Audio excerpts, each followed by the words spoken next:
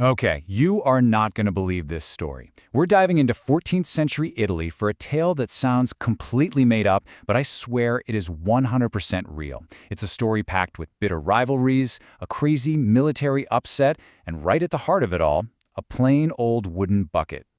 I mean, that's the question, isn't it? It's what makes this whole thing so legendary. Could two major cities, Bologna and Modena, actually go to war? We're talking thousands of soldiers clashing, all because somebody nicked a bucket from a well? It sounds absolutely ridiculous, but that's the myth that has stuck around for centuries. So let's start right there with that famous legend. You know, the version of the story that's been told and retold, and even turned into famous poems and operas?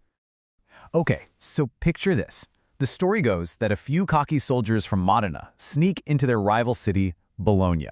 And what do they steal? Not gold, not jewels, not some important person. No, they grab a regular oaken bucket from a public well. And supposedly, the people of Bologna were so insulted, so utterly furious about this, that they declared war. It's simple, it's petty, and boy is it memorable. But here's the big twist. That whole story, it's got it completely backwards. The bucket wasn't the cause of the war at all. It was a result of it, a trophy that the winner snatched on their way out to rub salt in the wound. And this is exactly how powerful myths get started, right? A simple, funny detail ends up totally eclipsing a much more complicated truth. So if it wasn't the bucket, what really kicked off this fight? To get to the real answer, we have to zoom out, way out from the bucket, and look at this huge political power struggle that was basically ripping northern Italy in half for like 300 years. This was never about kitchenware, it was about who you were loyal to, the Pope or the Holy Roman Emperor. And these were the two big teams of the era. You had the Guelphs, who were Team Pope, and the Ghibellines, who were Team Emperor. And pretty much every city, every powerful family had to choose a side.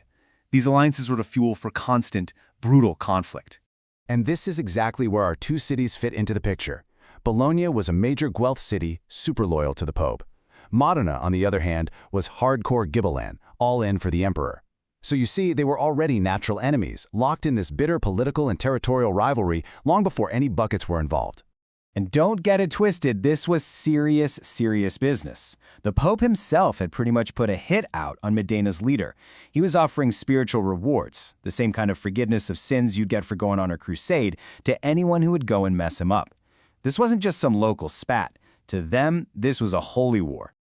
So with tensions already at a boiling point, it wasn't a prank with a well that finally lit the fuse.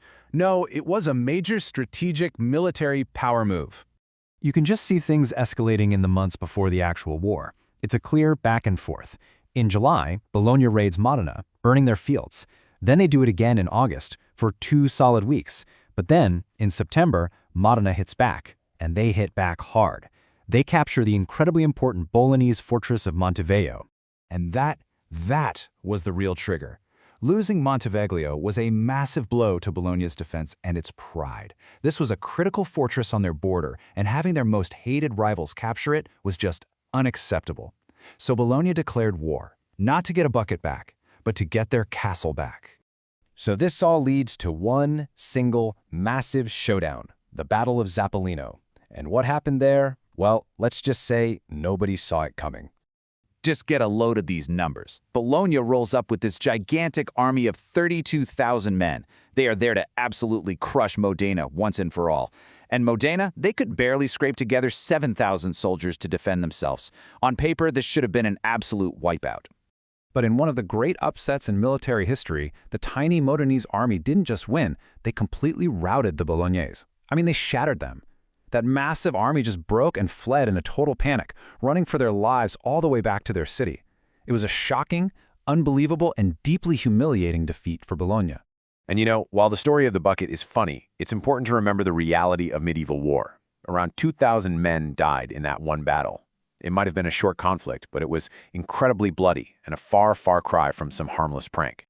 So, after this incredible victory, how does Modena celebrate?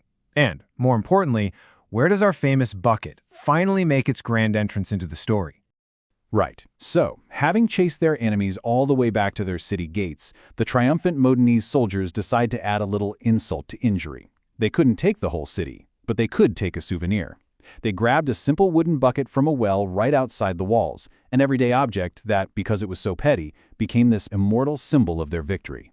Politically, the victory was a big boost for the Ghibellines in the area. But culturally, the legacy is even bigger. That very bucket, or at least a very old replica, is still on display as a trophy in Modena today. But it was really art that sealed the deal on the legend. A famous satirical poem and later an opera focused on the bucket, which cemented the myth, not the actual history, in everyone's minds for generations to come. It really makes you wonder, doesn't it? Real history is so messy and complicated. It's this tangled web of politics and economics and old grudges. But what we tend to remember is the simple, catchy story, like a stolen bucket. It makes you think, what little symbolic things happening today are so memorable that hundreds of years from now, they might completely overshadow the real complicated story of our time?